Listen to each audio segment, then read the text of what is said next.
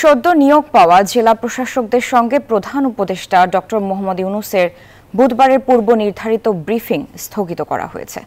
এছাড়াও ৯ ও ১০ সেপ্টেম্বরে পদায়নকৃত ৫৯ জেলার ডিসিদের নতুন কর্মস্থলে না গিয়ে ঢাকায় অবস্থান করার নির্দেশনা দিয়েছে মন্ত্রিপরিষদ বিভাগ। মঙ্গলবার দিবাগত রাতে জেলা প্রশাসকদের জন্য দেয়া দুটি বার্তায় মন্ত্রিপরিষদ বিভাগের জেলা ও মাঠ প্রশাসন অধিশাখার যুগ্ম সচিব মোহাম্মদ খোরশেদ আলম খান এ তথ্য নিশ্চিত করেন।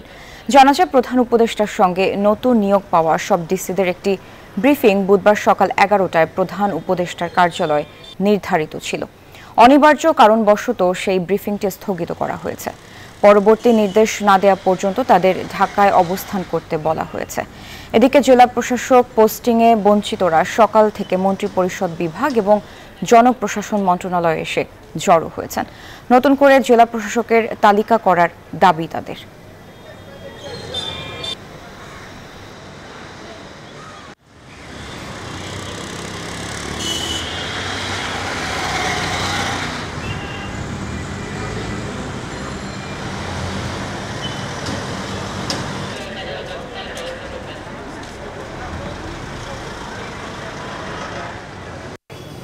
স্যার, আপনাকে ধন্যবাদ জানাচ্ছি।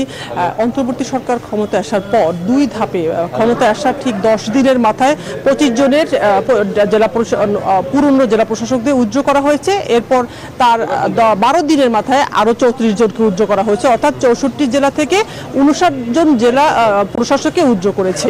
এবং সেই জায়গায় গত ১৫ দিন পর্যন্ত খালি ছিল, সেখানে এডিসি যারা তারা কাজ করেছেন। গত ৯ সেপ্টেম্বর ২৫ জন নতুন জেলা প্রশাসক নিয়োগ দিয়েছেন এবং ১০ তারিখ গতকাল আরো ৩৪ জন জেলা প্রশাসক নিয়োগ দিয়েছেন। সব মিলে তার মানে আগের জায়গায় ৫৯ জন জেলা প্রশাসক নতুন করে সেখানে নিয়োগ দেওয়া হয়েছে। দুটি আলাদা আলাদা এই অর্ডারে এগুলো করেছে মন্ত্রিপরিষদ বিভাগ। কিন্তু ৯ তারিখে যারা জেলা প্রশাসক হিসেবে অর্ডার পেলেন, নিয়োগ পেলেন, তাদের গতকালকে মন্ত্রিপরিষদ বিভাগে একটি ব্রিফিং ছিল। এটা হলো তাদের রেওয়াজ, জেলা প্রশাসকরা কাজে যাওয়ার আগে তাদেরকে মন্ত্রিপরিষদ বিভাগ থেকে একটি ব্রিফিং করা হয়। এবং আজকে সেই ২৫ জন এবং ৩৪ জন মিলে প্রধান উপদেষ্টার কার্যালয়ে ১২টায় একটি ব্রিফিং হওয়ার কথা ছিল। গতকাল রাতে মন্ত্রিপরিষদ বিভাগ থেকে একটি অর্ডারের মাধ্যমে এই ব্রিফিংটি বাতিল করেছে। কারণ হলো গতকাল এই মন্ত্রিপরিষদ বিভাগ এবং জনপ্রশাসন মন্ত্রণালয়ের যে উইংয়ে দুজন যুগ্ম সচিব এই অর্ডারগুলো করেন, তাদের রুমে গিয়ে এতদিন যারা মনে করছেন যে বঞ্চিত ছিলেন, এটা হলো বিসিএ ২৪ ব্যাচ, ২৫ ব্যাচ এবং ২৭ ব্যাচের প্রায় ১০০ জন ডিএস লেভেলের যারা ডেপুটি সেক্রেটারি আছেন বিভিন্ন মন্ত্রণালয়, এখন তারা মনে করছেন যে তারা আসলে বঞ্চিত হয়েছেন এই জেলা প্রশাসকদের তালিকা থেকে। তারা এই জন্য এই মন্ত্রিপরিষদ বিভাগের অফিসারের রুমে এবং জনপ্রশাসন মন্ত্রণালয়ের অফিসারের রুমে গিয়ে তারা আসলে তাদেরকে ঘেরাও করেছে, মোটামুটি বলা যায় রুমটা। এবং তখন সে অফিসাররা বের হতে গেলে তাদেরকে বসানো হয়েছে এবং একটা ধাক্কাধাক্কি হয়েছে। আমরা সেরকম ভিডিও দেখেছি, যদিও সেখানে কোনো গণমাধ্যম অ্যালাউ ছিল না, কিন্তু সেই ভিডিও পরে প্রকাশিত হয়েছে। এই ঘটনার পরেই আসলে গতকাল রাতের যে অর্ডারটি হলো যে ৯ তারিখে যারা ২৫ জনের তালিকা হলো তাদের সাথে যে আজকে প্রধান উপদেষ্টার ব্রিফিং ছিল সেটি স্থগিত করেছে। একই সাথে তাদের কাজে যোগ দেওয়ার কথাও দিনও আজকে ছিল, সেটাও স্থগিত করেছে।